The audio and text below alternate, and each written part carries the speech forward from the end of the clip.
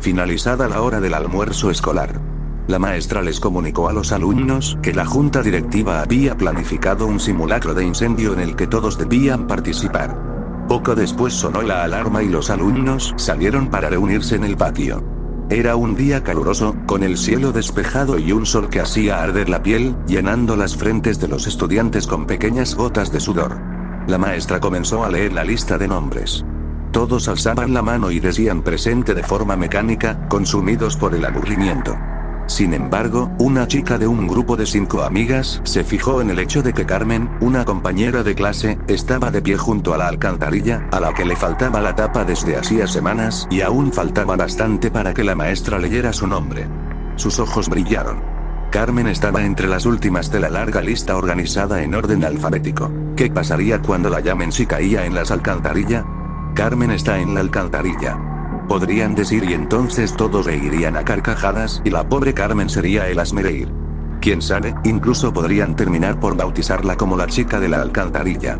La oportunidad de romper el aburrimiento y hacer historia era perfecta, así que les comunicó discretamente la idea a sus 4 amigas y todas empezaron a golpearse en torno a Carmen, fingiendo torpeza para empujarla y hacerla caer sin que aquello pareciese premeditado. La maniobra fue perfecta, Carmen apenas emitió sonidos de queja mientras la hacían caer y cuando dijeron su nombre, las 5 chicas empezaron a gritar: «Ella está en la alcantarilla. Ella está en la alcantarilla». Un mar de carcajadas se desató, pero las risas empezaron a silenciarse cuando la maestra se acercó a ver y antes de que emitiera palabra alguna, se giró y miró a todos con una mueca impregnada de angustia y terror.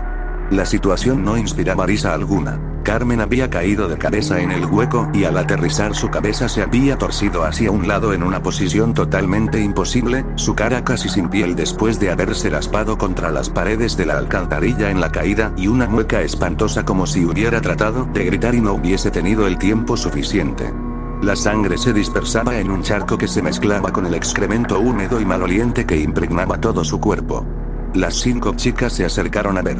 Una lágrima asomó tímidamente en la mejilla de la autora de la broma, mientras sus ojos atónitos contemplaban como una gorda cucaracha yacía sobre lo que alguna vez fue el rostro de Carmen, moviendo sus antenas como para ver si todo estaba bien. Pero nada estaba bien, ella y cada una de sus amigas se sintieron como uno de esos repulsivos insectos cuando la policía vino y determinó que Carmen tenía el cuello roto y estaba muerta. Según dijeron, al caer, Carmen se golpeó con las escaleras metálicas de tal forma que perdió la cara y después se rompió el cuello al estrellarse contra el cemento. Minutos después se llevaron el cadáver de Carmen, acompañado por una procesión de moscas cuyos zumbidos eran casi el único ruido en medio del fúnebre silencio. Ese día hubo un interrogatorio después de clases. Todos debían ir. En el interrogatorio las 5 chicas dijeron que fue un accidente y que ellas fueron testigos. La policía les creyó y el caso de Carmen Winstead se cerró, pero algo aún más siniestro había comenzado. Meses después, compañeros de clase de la fallecida Carmen empezaron a recibir correos electrónicos que se titulaban «La empujaron» y afirmaban que a Carmen la habían empujado, que su muerte no fue un accidente. También, los correos decían que los culpables debían asumir la responsabilidad del crimen, pues de lo contrario habría terribles consecuencias. La mayoría pensó que los correos eran una farsa elaborada por alguien que quería divertirse causando temor, pero otros no estaban tan seguros. Transcurridos unos pocos días tras la cadena de correos, la chica que ideó el plan para ridiculizar a Carmen estaba bañándose cuando de pronto oyó una extraña risa. Cerró el grifo para oír mejor. La risa parecía venir del interior de la ducha. ¿Acaso se estaba volviendo loca? Aterrada, se secó rápidamente, se vistió, se despidió de su madre nerviosamente y se fue a dormir más temprano que de costumbre. 5 horas después su madre se despertó al oír un portazo en la puerta de entrada. Su hija no estaba en la habitación ni en ningún lugar de la casa. Llamó a la policía, pero los agentes poco podían hacer al respecto, ya que no se podía interponer una denuncia en personas desaparecidas hasta que transcurrieran 48 horas, aún así prometieron a la desconsolada madre patrullar las calles cercanas para buscar a su hija. La búsqueda de familiares y amigos tampoco tuvo éxito y la chica no apareció aquella noche.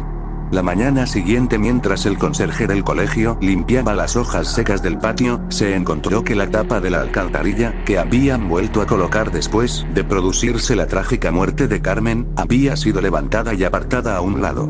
Al asomarse descubrió algo realmente escalofriante, parece que la chica desaparecida la había retirado antes de lanzarse de cabeza por el conducto y se encontraba en el fondo con el cuello roto y la cara destruida, borrada por los golpes que se había dado al caer y golpearse con las escaleras metálicas de las cloacas. Una muerte idéntica a la que sufrió Carmen. El mismo destino les esperaba a las otras 4 culpables de la muerte de Carmen. Tras la muerte de las 2 primeras, un equipo del ayuntamiento soldó la alcantarilla para que nadie más pudiera abrirla. Sin embargo, eso no pareció impedir a la tercera víctima arrancarla del suelo, algo que requería una fuerza sobrehumana. Por supuesto, esa fue la gota que colmó el vaso y se decidió colocar vigilancia las 24 horas del día en ese peligroso punto de encuentro para suicidas. Las 2 víctimas restantes murieron de la misma forma, pero el espíritu de Carmen en esta ocasión las guió hasta alcantarillas cercanas a sus domicilios. La vigilancia podría frustrar sus planes. Una por una cayeron en las alcantarillas, perdiendo el rostro y rompiéndose el cuello.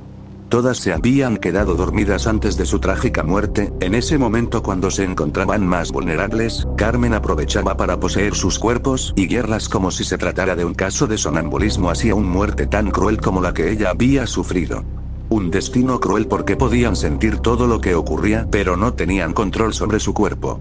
Pero la cadena de muertes no se detuvo ahí, ya que posteriormente otros compañeros de clase de Carmen también fueron encontrados muertos en distintas alcantarillas, con el cuello roto y el rostro anulado. Ellos y ellas también se habían dormido antes de aparecer muertos. Resultaba muy inquietante pensar que todos esos otros compañeros muertos no habían creído en los correos electrónicos que afirmaban que Carmen fue empujada. ¿Acaso el espíritu de Carmen se estaba vengando? ¿Podría esto explicar muertes tan extrañas en las que no se entendía cómo diablos los cuerpos habían ido a parar a la alcantarilla sin que nadie advierte con claridad el rumbo de las víctimas tomaban antes de ser asesinadas? El espíritu de Carmen Winstead andaba suelto, y quien no creyese que ella fue empujada, corría el riesgo de ser castigado con una muerte semejante a la de Carmen, muerte que caería sobre él o ella durante las horas de sueño, con un sigilo que solo se rompería al caer por la alcantarilla. Nota: esta leyenda es muy reciente, se empezó a propagar en el año 2006 mediante una cadena de correos en los que afirmaban que si no enviabas la historia a tus amigos, Carmen Winstead regresaría del mundo de los muertos a por ti por no creer su historia. Actualmente está resurgiendo en Estados Unidos gracias a mensajes en cadena efectuados en Facebook a través de publicaciones en los muros.